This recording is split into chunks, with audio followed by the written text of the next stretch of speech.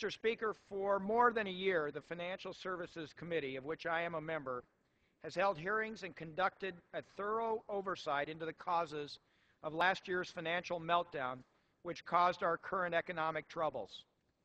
After exhaustive work, the House now has before it a comprehensive package of reforms to address the numerous failures that led to the near collapse of our financial system last year. The banking circulatory system for our economy. And last year, that circulatory system had a heart attack. We cannot and will not let the banking system fail, which is why this House had to take bold action last year to stabilize it. However, now we must turn and look to the causes at the root of the meltdown and make targeted reforms or repairs to address the inefficiencies and failures we found in the system. The legislation before us is the most significant reform to our financial system since the New Deal of the 1930s.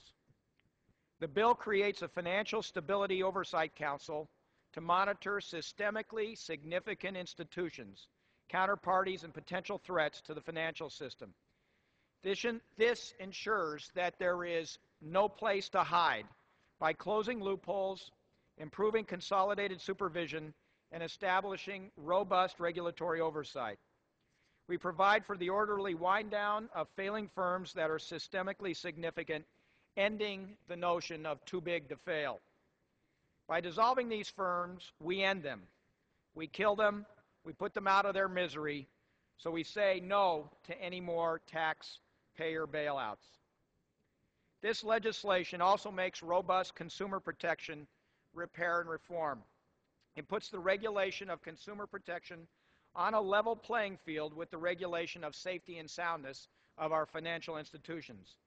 It creates an independent agency focused solely on writing meaningful consumer protection standards and keeping watch over predatory practices that some lenders have shown a propensity to pursue. Additionally, we increase transparency and accountability by establishing a regulatory system for the over-the-counter derivative market. Now, most derivative trades will be done on exchanges or through clearinghouses. Again, we have made sure that there is no place to hide. Other important pieces of this legislation include the registration of hedge funds and the doubling of SEC funding to hire more experts and investigators. Investor protection is substantially strengthened. A federal insurance office is created to gather information, mitigate systemic risk, and provide for insurance expertise to the federal government. In this legislation, we have also included two very important measures which passed the House earlier this year. First is the Say on Pay, and the second is on mortgage reform, aimed at curbing the abusive and predatory practices that led to the subprime lending problems. This legislation is critical to protect taxpayers and consumers by reining in the abuses of Wall Street, while enabling a balanced environment for the financial markets to grow and stabilize our economy. These changes are essential to rebuilding Main Street and getting credit flowing to small businesses, creating jobs, and rebuilding our economy. I'm proud to stand here with my colleagues today while we consider this important set of reforms. We cannot afford another collapse as we had last fall.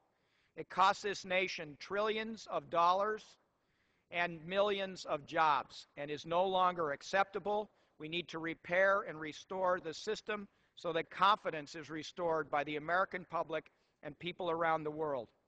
We make these necessary reforms that establish robust regulatory oversight. This bill is another step toward economic recovery, and I urge its adoption, and I reserve the balance of my time.